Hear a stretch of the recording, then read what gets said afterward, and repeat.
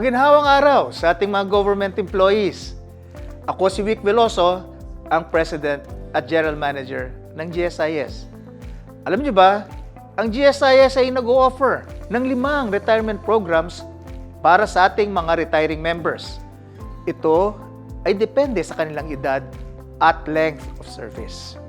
Simulan natin with the Government Service Insurance Law. Ano ba ang benepisyo nito sa inyo? Sa madaling sabi, kapag nag-retire ang dating member, makakatanggap siya ng 5-year lump sum payment o cash payment with instant pension. Sa ilalim ng Option 1, makakatanggap ang ating retired member ng lump sum payment na equivalent sa 60 months o 5-year pension.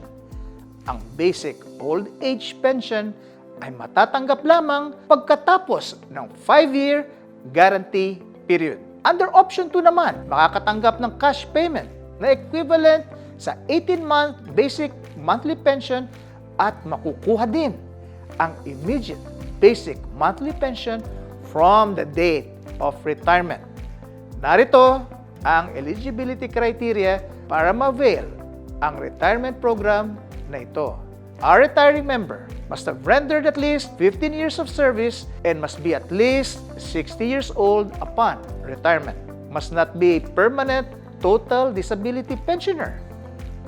Para sa ibang retirement programs ng GSIS, abangan ang aming susunod na mga videos. Maaari din po natin i-follow ang GSIS Facebook page at mag-subscribe sa GSIS official YouTube channel para sa ibang mahalagang balita at updates.